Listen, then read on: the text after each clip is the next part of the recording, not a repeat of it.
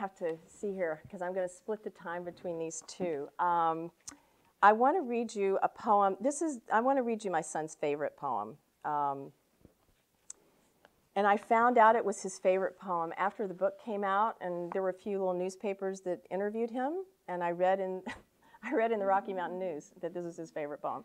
So, because, you know, it's really hard to tell your mom. I really love that poem. But this poem actually made a difference in our relationship, because I think for the first time he was able to understand how I was feeling, and that I loved him, and that I really was for him. It was just the war that I wasn't for. So it's called Letters. Before he left for combat, he took care of everything. Someone to plow the driveway, cut the grass. And the letter he wrote me, just in case, sealed, somewhere in a drawer, can't be opened, must be opened if he doesn't return. I feel for my keys, hear his voice. Less is better.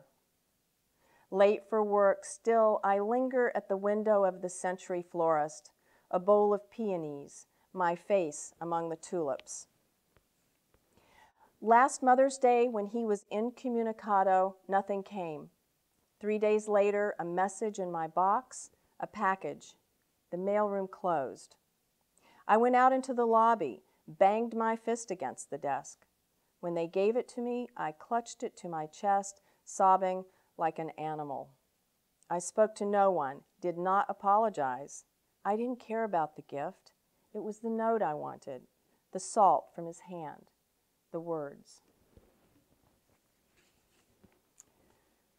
Okay, so I'm going to read one more, and then I'm going to move to Voices of the Guard.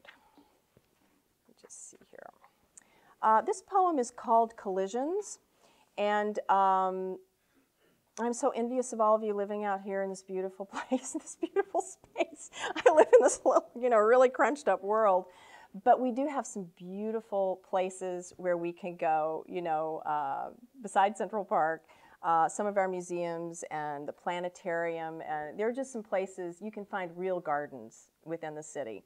And my son's favorite place is the planetarium at the Rose Center at the Museum of Natural History. And I know that you guys can reach the stars out here in your desert. And out in our planetarium, we sit among them. We sit among the stars too. So this is his favorite place. And he was just back from Iraq.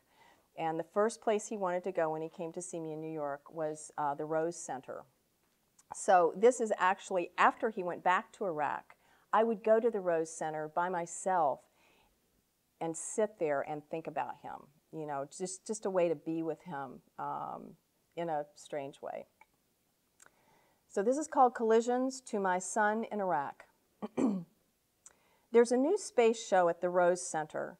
It's all about collisions, how one little particle or cosmic rock thrown off course can make a moon or tilt a planet into life. And though I felt comforted among the stars you love, I'm beginning to accept we're never safe. The universe always in motion, even when we sleep, particles making and remaking our bodies, the world between us a fire that burns away the planks of the heart. I don't know how they calibrated those holographic comets and asteroids with the thunder of impact. Each explosion just bearable. I tensed up anyway, as I do when cars and trucks blow up on the news. I almost closed my eyes, but I could feel you in the empty seat beside me, shake your head and say, "You're too timid." The way you did when you were 12, and I was afraid to open the door I'd forgotten to lock. You went in ahead of me.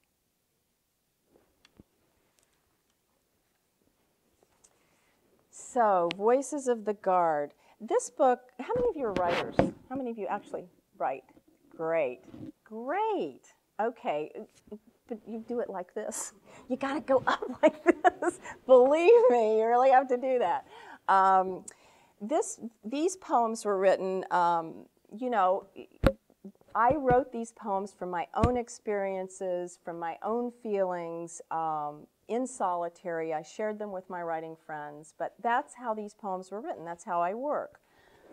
These poems were written from talking to soldiers and family members of National Guard,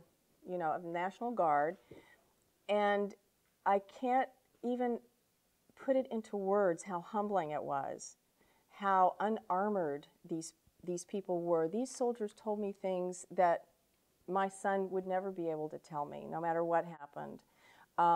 It was so moving. So it couldn't be in my words.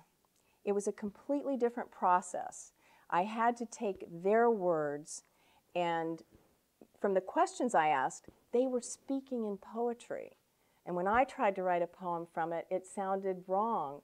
So these are their words. So this is not my book of poems. This is our book of poems, everybody who was involved in this. So I just want you to know that. And they'll sound different. I mean, these are voice poems. Those of you who, do any of you write poetry? One, two, all right. You know how your poetry, how it sort of just comes out of you. This came out of them. So it's going to sound like them. And it's going to sound like voices. And so that's why it's called Voices of the Guard. So I'm going to start with this. This is Voices of the Guard is split up into 10 sections, and I'm only going to read from a few of the sections, but you'll be hearing different voices in each section. And the first section is home. The door opened on the back of the C-130. The air came in. You could smell a little of the jet fuel, but it was just that crystal clear air. Absolutely crystal clear. And you could see trees in the background, green, and it was like your eyes were starving for green. It's so clean out here. A few seconds of this is so wonderful, and then it was, man, I'm supposed to be the last one. It's supposed to be my Joe's getting off the plane first, not me. They put us all on little buses, all of us, on gurneys, took us to the hospital. My wife met me up there. She had my little boy walk in the room first. He was 2. And she said, "Hey, who's that?" And he goes, "That's Daddy." And I go, "Come here, little guy," and held on to him. I didn't really feel home because, you know, I still had my whole platoon overseas. You really can't rest, and you shouldn't, until you know they're okay. When they came home, I came home with them.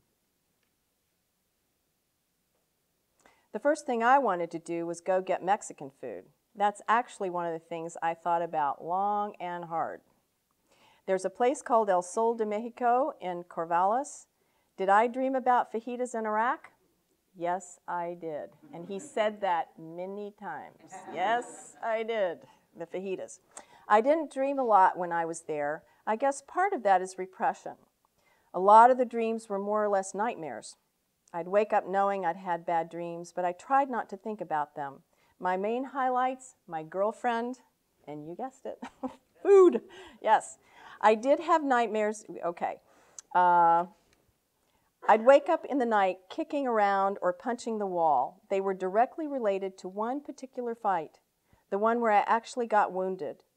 I was physically acting out some of that fight. No one was lost, thank God. The only people who died were on the other side. I got shrapnel in my lower left back under my armor. A piece got through my left ring finger and broke the tip of it. I was half deaf on my left side. What did I feel guilty about? Killing, honestly. I don't know how many people I killed that night. I was a machine gunner, and later, some guys told me I cut down a dozen in about a 2-minute strip of time. It's hard to explain. Those guys chose to fight us. They were doing what they thought they had to do, and we were doing what we had to do. But at the same time, there's a very human factor in there, just to come to grips with the fact that you killed another human being.